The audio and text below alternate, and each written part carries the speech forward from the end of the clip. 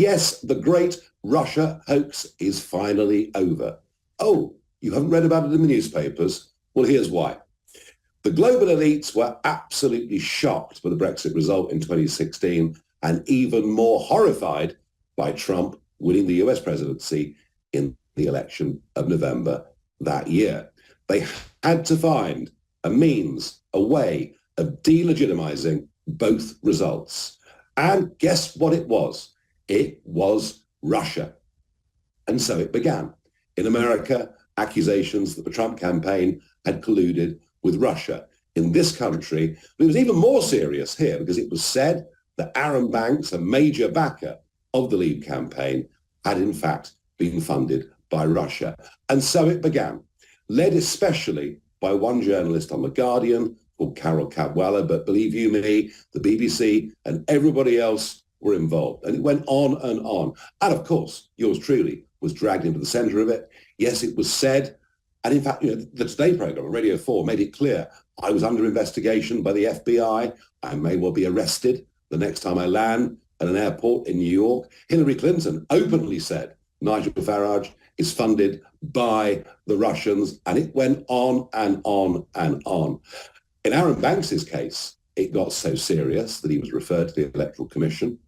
They found no wrongdoing of any kind, and the Parliamentary Committee, headed up by a so-called Conservative, then referred him to the National Crime Agency, who took over a year to report, causing huge damage to him and to his business.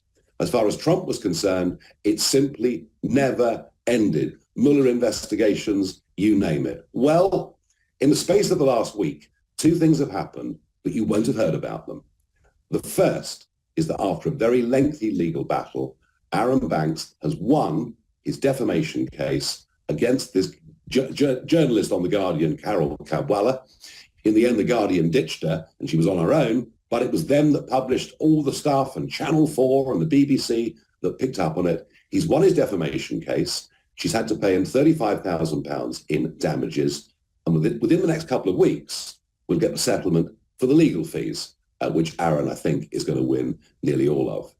But over in America, special counsel investigation, a man called John Durham, after 4 years of investigating, has finally reported, and he's made it clear that the FBI and judicial authorities in America leapt on this without any true verified evidence and behaved in ways that were unbecoming of organizations of that stature in America. Basically, what Durham has said is the whole thing was a concocted series of lies. So it's over. And yet, in America, there's very little coverage of this Durham report after 4 years concluding. And in this country, the same newspapers and TV channels that ran front pages on Arron Banks and myself and our links with Russia, I haven't seen a single word, not one word about Banks winning the case, not one word of apology. And it kind of shows you what we're up against in this great battle. We may have got Brexit over the line and have left, but our borders are still open. EU regulations are nearly all still in place. And I'm afraid the global elite, the deep state, call it what you will, do not want any change to the system. So we won our battles back in 2016. We've got some even bigger ones to win next year. I absolutely pray that Trump gets back the presidency in America. And in this country, I just don't know what is going to happen. I think in the short term, Labour will win. But at some point, we will come back and beat the establishment again. All the Russia hoax tells you is we're up against people who launched the most disgraceful attempt in democratic history to overturn results in both Britain and America.